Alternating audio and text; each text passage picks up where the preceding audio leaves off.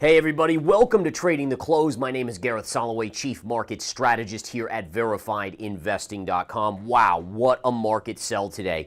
Amazing because usually there's a hangover day, post-holiday weekend. You come back, there's a slow volume day, there's no major news, no major earnings. Not today. NASDAQ down 3%, S&P down 2%, Russell is down 3% as well. Markets are in free fall. I was thinking about it and I said, wow, what's the difference? Well, the difference to me is that in August, especially the second half of August, we had the markets floating up on retail investors buying every little dip as institutional money was on vacation. These institutional guys, they go away for literally 2 straight weeks the end of August before kids go back to school. And my guess is those big wigs, those big institutional traders are back and they are like, sell it all. Just get out of it. All right, now listen, does that mean we're not going to have bounces? No, there's going to be great bounces along the way. That's why I'm a swing trader, because I want to take advantage of these. But today, folks, is no doubt a major sell-off day. All right, into the charts we go. Let's look at our heat map first. Look at that heat map, folks. Holy cow, the red on this heat map. Look at this. NVIDIA down almost 10% today. Let's understand what's going on here. So in my opinion, NVIDIA earnings last week were okay. They were decent. They were solid. They were very good. Were they good enough to justify the valuation? The answer is no. And retail investors were okay with it. Institutions are saying the best days, at least stock price-wise, are behind NVIDIA, and they are dumping it tremendously today, down 9.54%. The bloodbath is not ending there. You got Apple down over 3%, Microsoft down 2%, Google down 4%. I mean, these are major numbers for multi-trillion-dollar companies. Now, again, for me as a swing trader, if you're part of our society here at Verified Investing, a member, well, this is great opportunity, right? We're getting big flushes, panic, and again, if it continues for a few days, we'll get some sort of bounce, not quite as big as what we saw in early August with that type of bounce, but I do think we will get bounces. We'll look at the charts. All right, even over here, guys, pretty much all red across the board. A few little green tabs here, but for the most part, a nasty day. Dow down 660 points. NASDAQ is down 611 points. 3.5%, guys. That is a huge move. All right, again, wow to see the NASDAQ down almost equal to what the Dow is, but the Dow is 41,000. This is 17,100. Incredible there. The S&P is down 131 points, 2.3%.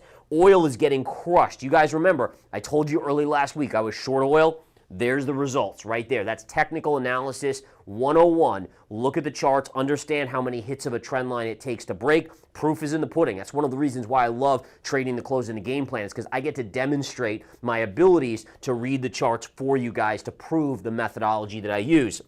Gold today down fractionally, down about 0.25%, and Bitcoin is taking a little bit of a hit, almost down 2%. Although, again, Bitcoin had a good bounce yesterday on the holiday day, so again, it's kind of erasing that back to about 58,000. Let's get into the charts here, guys. Let's see what we have in store. So if we bring up the charts, here's the S&P 500. Take a look at this. What's amazing about today's price action, and we're on the 10-minute chart, so each one of these is 10 minutes long. This is basically where we closed on Friday right here. This is where we opened today. But if you look at this, were there any significant bounces? And the answer is no, not really, right? You went down, then you went sideways, you went down, sideways, down. The one positive, if you want a silver lining here on the 10-minute chart, see this candle right here, right there? That is what we call a bottoming tail. Now, granted, it's occurring at the end of the day, but that could signal a little bit of upside coming maybe early tomorrow. Maybe we get a little small bounce back at the start of the day. We'll have to watch and see. But that's the one positive. That's the first time today we have seen a bottoming tail on the S&P 500, which again is a reversal signal for those of you that may not know your charts. Okay, so here we go. And look at that nice little bounce starting here on that. If we flip over to NVIDIA here, NVIDIA is trying to catch a little bit of a bid, but honestly, same thing. And we know NVIDIA is basically the market, right? I mean, it is one and the same at this point. Down move, sideways, down move, sideways.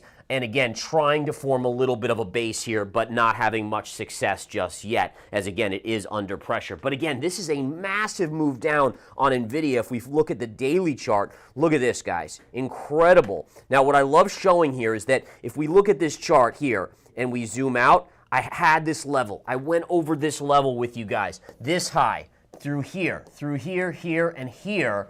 right there, we talked about being resistance. These are the lines that I had on last week. Even when we were up into it, we talked about that. Now we're coming down. Where is your technical level of support going to be? Likely going to be right here around 100.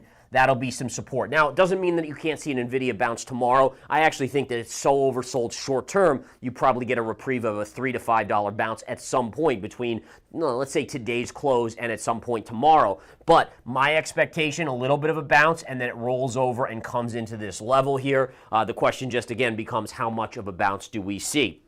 All right, so NVIDIA again down 9.5% or $11. This, again, prior to today was basically a $3 trillion company and obviously shedding 10% or about $300 billion just in today's session. Now think about this, add in Google's drop, Apple's drop, Microsoft, Meta, all of these others, and you're easily shedding $1 trillion in market cap today just amongst those major companies.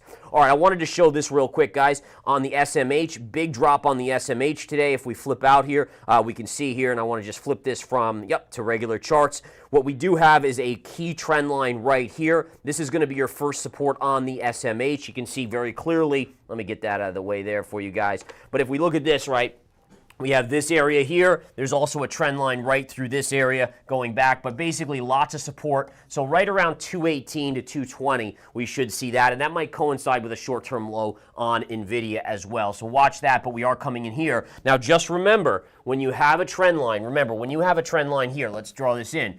The methodology, and this is the same methodology I used for my oil short, is that you hit it once, okay? 2, get a bounce. 3, get a bounce. 4, remember, what do I say on 4? 4 is a 50-50. So do you break down or do you bounce? It's a 50-50, right? Now, if you bounce, what ends up happening? You get a small bounce usually, and then the next time down, probabilities favor by about a 70% margin that you get a breakdown. So the idea is, as we're looking at some of these trend lines, you have to start looking at how many times you've hit them to kind of determine whether or not you're going to break down significantly, all right? So we have to watch these very closely. Speaking of oil, we'll go into oil in just a second here. Let's just touch base on Bitcoin.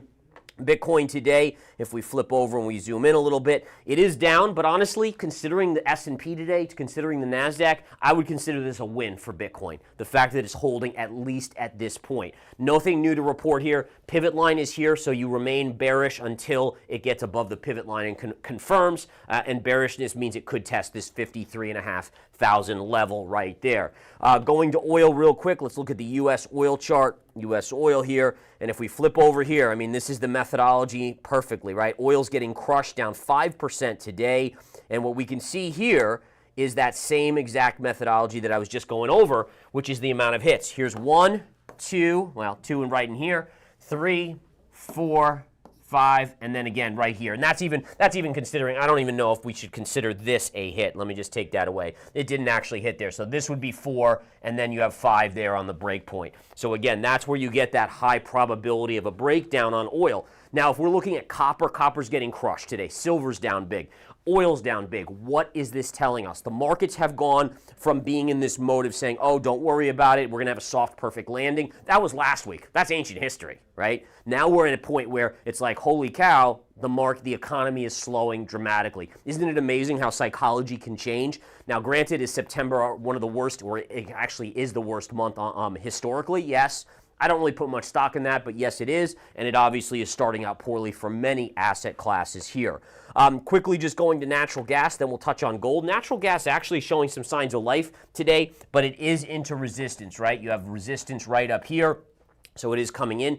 If we get through this 230, 235 level, your 255 level is next. Is there an opportunity? Sorry for my bad handwriting there, but is there an opportunity here? The answer is no, nothing yet. You're into resistance. I'm not gutsy enough to short it here. It's not extended enough, and I'm certainly not going to be buying in this level. Let's look at gold real quick here. If we bring up gold, gold is again coming down just ever so slightly.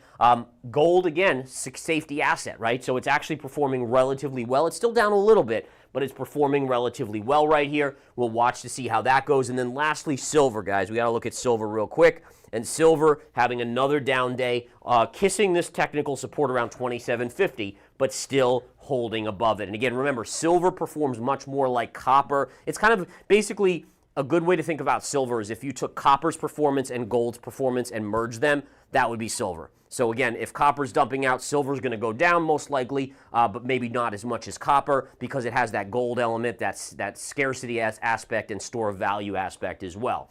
All right, so again, watch for support on silver around 27.50. If it breaks that, 26.50 will be our next level. Listen, this market could get very crazy here in the coming days. I will do my best to always walk you guys through what the technicals are telling us. Right now, the markets were telling us they were overbought short term. We obviously, in the game plan this morning, I went over the Dow chart going back to 1899 and a trend line on the logarithmic chart that honestly freaked the heck out of me. I don't know how you guys felt about it, but you can always, if you didn't watch it, go watch that morning video of the game plan. It is very insightful. So you get stuff like that, and what it does is it doesn't necessarily mean I'm shorting everything, but I'm very selective on my longs, put it to you that way, and I'm much more likely to be short some of these major indexes like the NASDAQ and so on and so forth. Now today I did cover some positions in smart money stocks. I exited my VXX for like a 12+% gain. That had a huge pop, the VXX's volatility. We took profits on the SOX, which is a short ETF based on the SMH or the semiconductors. So there was lots of good action, but again guys, it's going to get wild. I fear that the economy is going to start to spiral. I will be here to walk you through and help you look at the charts basically proactively and get probability on your side. That's what technicals are all about. You guys have a great one as always. Thank you so much for tuning in to Verified Investing. I'll see you tomorrow.